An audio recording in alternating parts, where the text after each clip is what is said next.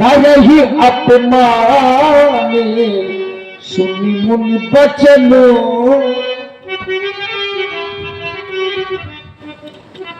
जब समय की न्यूनता हो तो वार्ता को छोटी कर देना चाहिए। आइए भार्गव श्री परशुराम जी के क्रोध युक्त वचन सभी ने सुने, हमने भी सुने। भार्गव श्री परशुराम जी का कथन है कि जिस किसी ने भी भगवान शंकर के कोदंड का खंडन किया है वह हमारा शत्रु है, वैरी है, आदि है। उसने कार्य अच्छा नहीं किया है धनुष तोड़ने वाले। तो मैं विचार यह करने लगा कि वास्तविक धनुष तोड़ने वाले ने धनुष का खंडन करके उचित किया है अथवा अनुचित किया। इस पर जब मैं विचार करने लगा तो एक उत्तर मिला कि भगवान व्यास ने समस्त पुराणों की रचना की और समस्त पुराणों की रचना करने के बाद उन्होंने एक सूक्त दिया। क्या कहा? अष्टादश पुराणेषु व्यासस्य वचनद्वयम्। व्यास जी ने 18 पुराणों की रचना की, लेकिन समस्त पुराणों में जो 2 वाक्य थे वो बड़े अनमोल है। वो वाक्य क्या है? तो कहा पुण्याय परोपकाराय, माने परोपकार करना ये पुण्य है, और पापाय पर पीड़नम, दूसरे को पीड़ा देना ये पाप है। माने ये केवल 2 बातें मूल रूप से कही है कि संसार में किसी का उपकार करना ये पुण्य है और किसी को पीड़ा देना ये पाप है। तो इससे बचना चाहिए व्यक्ति को कि व्यक्ति कोई भी ऐसा कर्म न करे जिससे किसी को पीड़ा मिले। ठीक, अब जरा धनुष तोड़ने की दृष्टि देख डाल लेते हैं। धनुष टूटा, क्या धनुष टूटने से किसी को पीड़ा मिली है?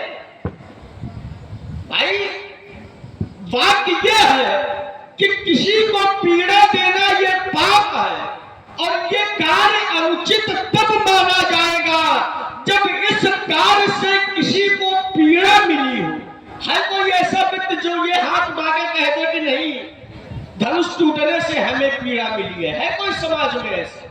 और समाज छोड़ो, त्रैलोक में कोई व्यक्ति एक ऐसा नहीं होगा जो ये कहते कि धनुष टूटने से हमें पीड़ा। हाँ, धनुष नहीं टूट रहा था तो जरूर लोगों को पीड़ा थी। जब धनुष नहीं टूट रहा था तो लोग पीड़ित थे कि जनक वचन सुन सब नर नारी और देख जानकी भय दुखारी। सारे लोग दुखी थे, लेकिन धनुष टूटा तो दो चाप खंड मही डारे तो देख लोग सब भय। अब देखो विचार करो, जिस कार्य से लोग प्रसन्न हो जाए, जिस कार्य से लोग सुखी हो जाए, वो कार्य कभी पाप युक्त नहीं होता है। कार्य वो पाप युक्त होता है जिस कार्य से लोग दुखी हो जाए, लोग पीड़ित हो जाए, लोग कष्टित हो जाए। अगर जिस कर्म से, उस कर्म को तो पाप युक्त कहा जा सकता है, लेकिन जिस कर्म से लोग सुखी हो जाए, लोग प्रसन्न हो जाए, लोग हर्षित हो जाए, उस कार्य को पाप युक्त। तो यहां देखो कैसा, तो ये बात हमें तो ठीक ठीक स्वामी जी समझ में नहीं आ रही। प्रणाम। कुछ समय तो स्वर्ग में जाओ। वैसे ब्राह्मणों का सम्मान खतरे में है, और ऐसा आशीर्वाद मिलेगा तो कुल समेत स्वर्ग को जाओ। यद्यपि हमें स्वर्ग जाने की आवश्यकता नहीं है। क्यों? क्योंकि जिनके साथ हम रहते हैं उनका प्रभाव यह है कि जहां जहां राम चरण चली जाही और तई समान अमरावती। हम ऐसे व्यक्तित्व के साथ रहते हैं तो इस आशीर्वाद का कोई मूल नहीं है। और सब कुशल मंगल कि कुछ गड़बड़ है? कुशल मंगल पूछ रहा है। कितना दुष्ट बालक है ये, कितना बाचाल है। यहाँ भगवान शंकर का धनुष टूटा पड़ा है, इसलिए कुशल मंगल दिखाई पड़ रहा है। अच्छा, धनुष टूट गया है शंकर जी का, इसलिए क्रोध है। तो यदि धनुष के टूटने से क्रोध है, आज तो एक ही टूटा। हमने तो धनु ही तोड़ी लड़काई, बाल्यावस्था में बहुत सी धनुया तोड़ी, और जब बहुत तोड़ी तब कदम न असर की गोसाई। कभी आपने ऐसा क्रोध नहीं किया। तो क्या धनुष से कोई ममत्व, कोई ममता, और यदि ममता तो कहीं हेतु इसका खेत, इसका कारण क्या है? व्यक्त करे महाराज। शेष से विस्फन भरे तऊ न करे आतंक, और बिच्छू थोड़े देर में फिरे उठाए डंक। ये पहली बार बहुत दूर तक लोग बैठे हैं, बहुत सारे लोग हैं, लेकिन ये दूर की अपेक्षा अगर पास आ जाए तो एक सभा का निर्माण हो सकता है, हो सकता है। और जब एक सभा का निर्माण हो जाएगा तो श्रोता वक्ता बहुत नजदीक हो जाएंगे, दोनों हो जाएंगे, तो कथा कहने में भी जो प्रारंभिक जीवन है इसका संवाद का ये बहुत अच्छा होगा। ये जो पीछे बैठे इनको सुनाई नहीं पड़ रही क्या मेरी आवाज? अगर सुनाई पड़ रही हो तो आप लोग आगे आ जाए। और ये बहुत पीछे बैठे हैं लोग, देखो कितने सारे लोग, बहुत तो लेते हैं। इनको खड़ा करो, कितने सो रहे हैं। ब्रह्म मुहूर्त में सोया नहीं जाता, ब्रह्म मुहूर्त में व्यक्ति उठ के बैठ जाना चाहिए। और ब्रह्म मुहूर्त 3 बजे से प्रारंभ हो जाती है, 3 बजे से 6 बजे तक ब्रह्म मुहूर्त का वातावरण रहता है। उस समय व्यक्ति को जग जाना चाहिए और अपने इष्ट की आराधना करना चाहिए है? और ये समय सोने का नहीं है। जो इस समय सोता है 3 से 6 या 6 के बाद भी सोता है तो सोता ही रहता है जीवन भर, उसे कुछ मिलता ही नहीं।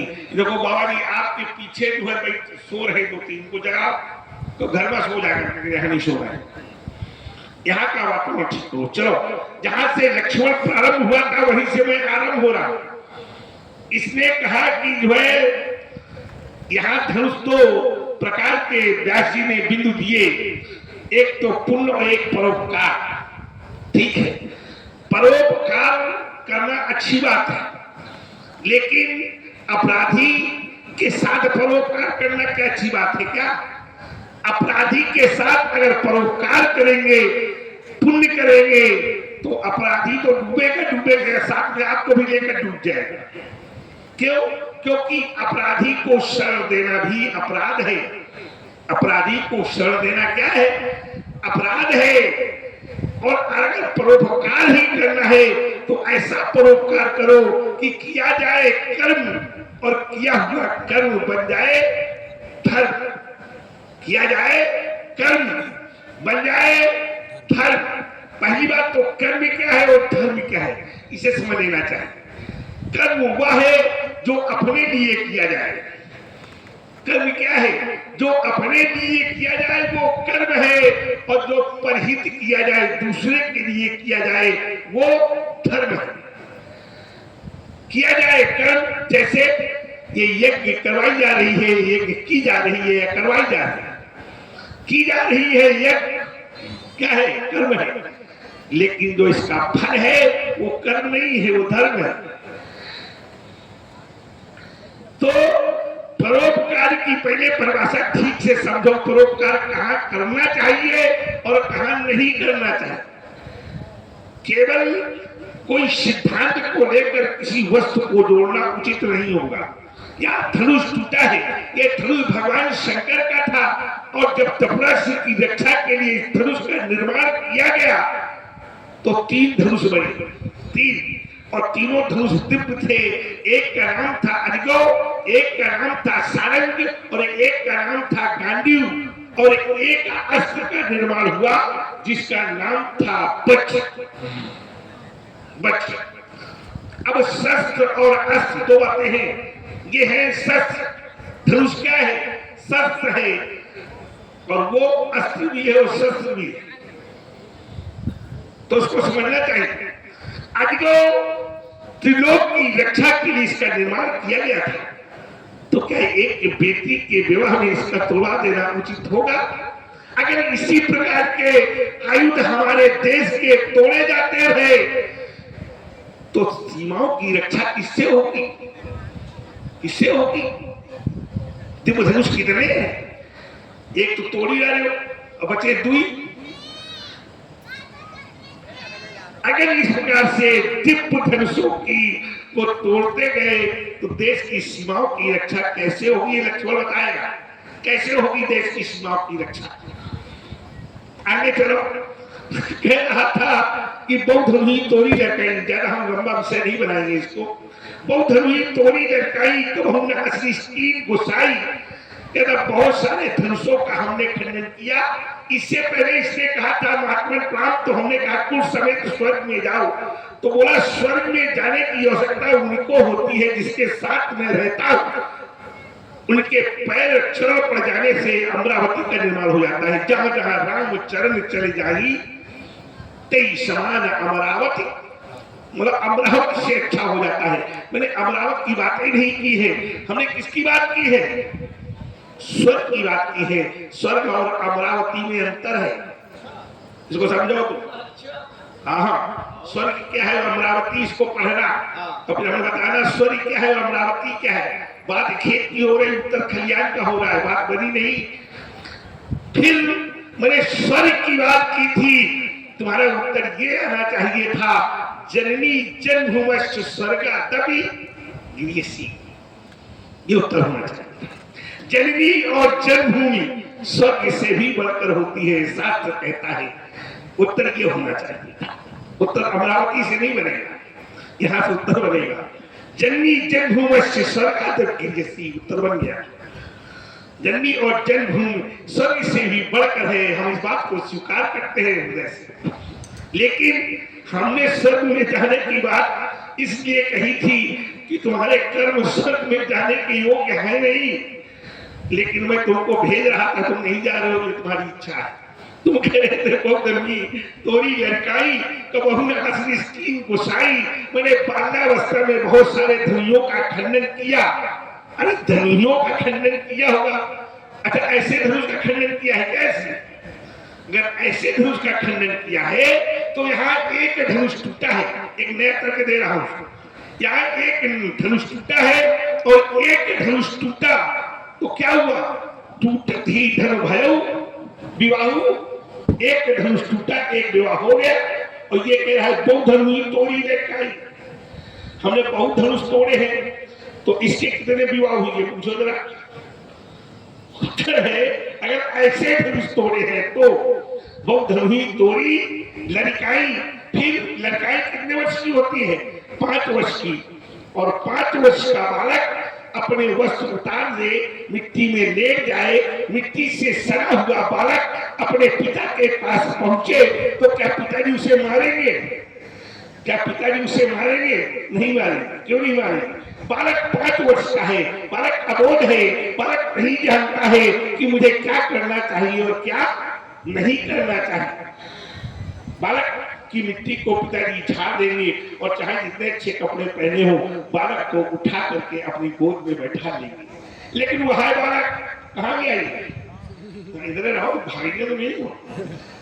वही बालक इतना बड़ा हो जाए और वो बालक अपने वस्त्र उतार डाले, मिट्टी में लेट जाए और पिताजी के पास पहुंचे कि मैं आ गया, तो पिताजी क्या करेंगे? गोदी में डालेंगे हैं? सीधा 90 अंश का हिसाब किताब बनाएंगे, वो बनाएंगे नहीं। अच्छा तोड़ी लड़काई, लड़काई में तुमने धनुषों को तोड़ा तो 5 वर्ष का बालक कहाँ रहता है?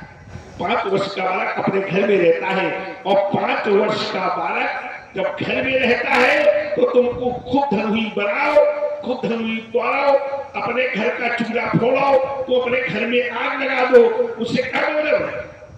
ये जो धनुष टूटा है ये तुम्हारे पिता की संपत्ति नहीं है, ये भगवान शंकर का धनुष है? इसे तोड़कर क्या किया गया है? सत्वोत्कार किया गया है। वो मेरा सत्व है। और तुम कह रहे हो कब हमने असली स्कीम को साई, कभी ऐसा क्रोध नहीं किया।